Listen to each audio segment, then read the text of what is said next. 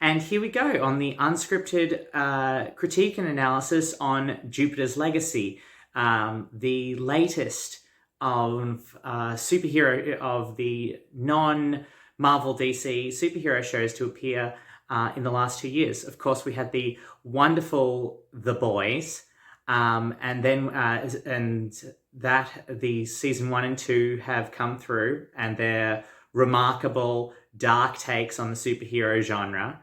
And then this year we've also had also on Amazon we've had Invincible, the cartoon dark version of the more well-known superhero team structure, which is of course the DC Round Table, the Justice League. Now, in all three of these series, we have your Superman dialogue, your Superman stand-in.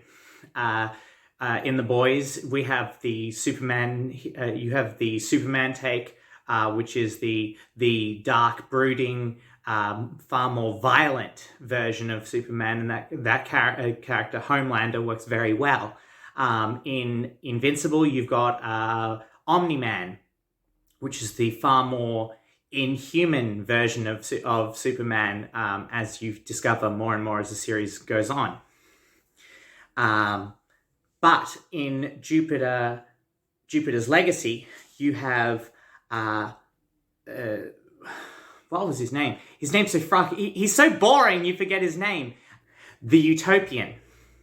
Now we're introduced to him as the long-haired sort of Jesus stand-in, Santa lookalike Superman, who is hard-lined and hard on the rules, and just the most boring take on a Superman analog that we've had in many, many years.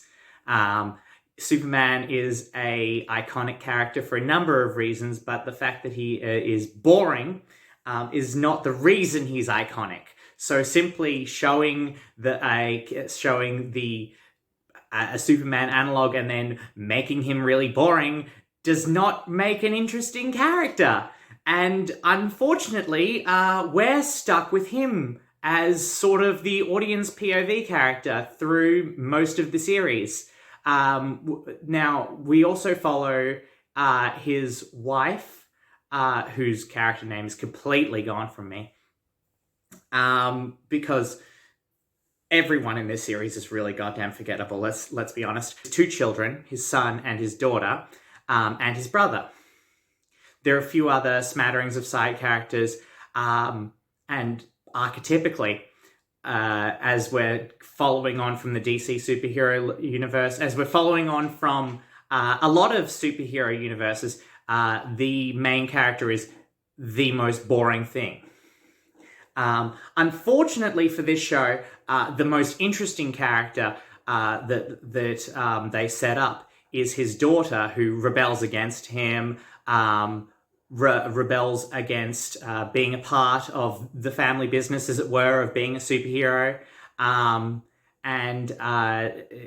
we follow her for all of 1 episode, which is by far the most interesting episode of the entire series, which is where we follow her mainlining narcotics the entire time and sort of rebelling against not just her father, but everything. In my opinion, if we had have followed her through the entire series, we would have had a much more interesting series.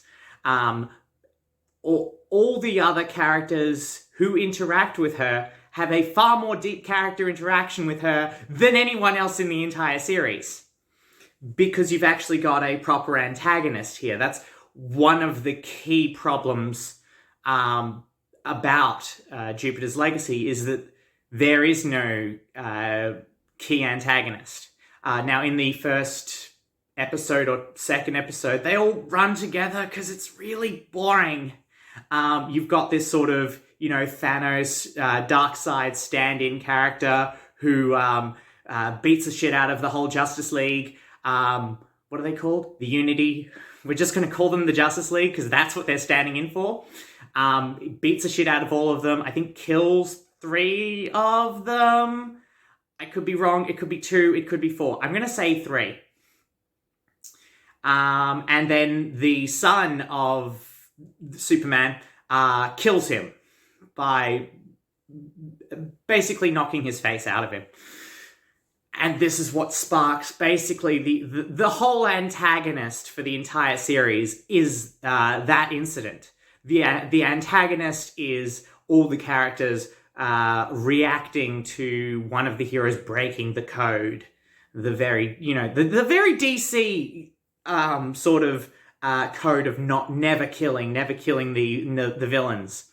And that's so essentially our antagonist for our superhero show is an idea. Now that's not a bad thing. Having an antagonist to your superhero show being an idea, very powerful stuff.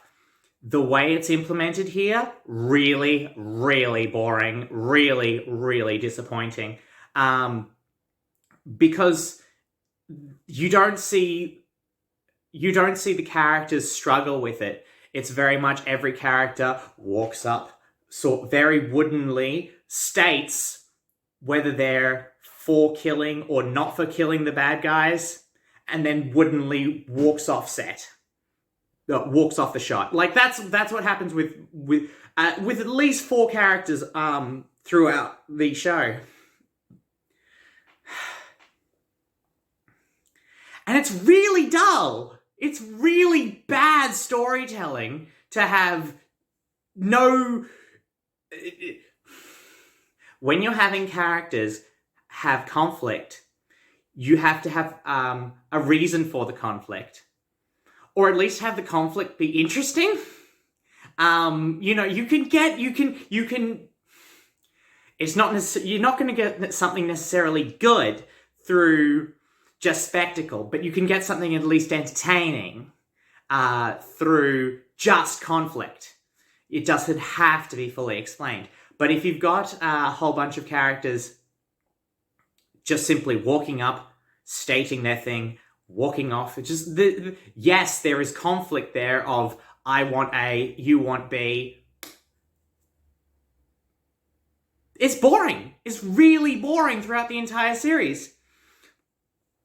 And now I want to move into the second big problem, which is the B story, the flashback that they've completely gotten from Arrow, that we follow throughout the entire thing of how the Justice League got their superpowers.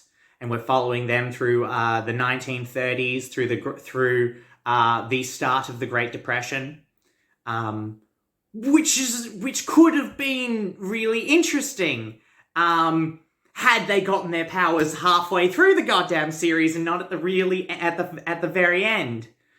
And the whole, they're going through and assembling the team very, very slowly. But there's no drama in that because it's flashbacks.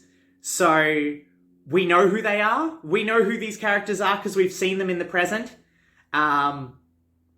So there's no who's that? Who's this going to be?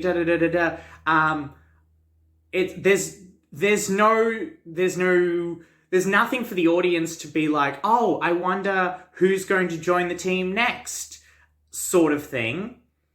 Because we know. And so so it's long and drawn out, and we all know who's going to be there at the end. So it's boring. It's really boring. And you've got the whole conflict, and you've got the whole, how the Superman fell in love with his Wonder Woman wife. Guys, these characters are boring. They're really boring. This is why I'm using their DC counterpart names, because they're really boring.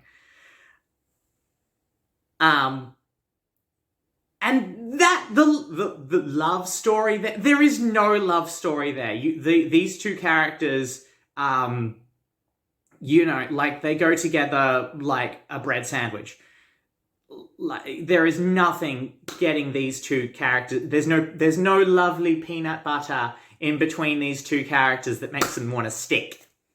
It's just, I happen to be leader guy, and you are a token girl, therefore romantic connection. Most boring plot device in the world, if you ask me. I am the leader and you are a token girl, so therefore we form a romantic connection. Can we stop that trope, seriously?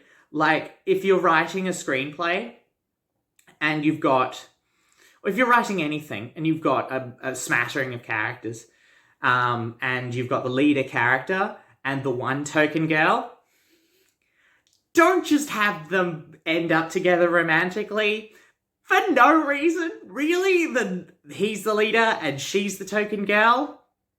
It's really getting old. And then finally, we get to the end of the series after this boring traipse through meeting all these characters who are in barely two-dimensional.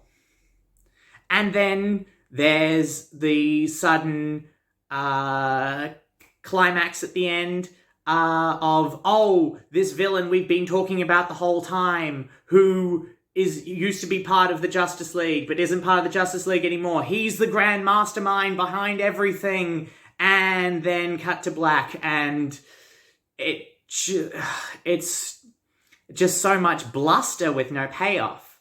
There's nothing there. It's just really boring, guys. Like, instead of watching Jupiter's Legacy, just watch The Boys again.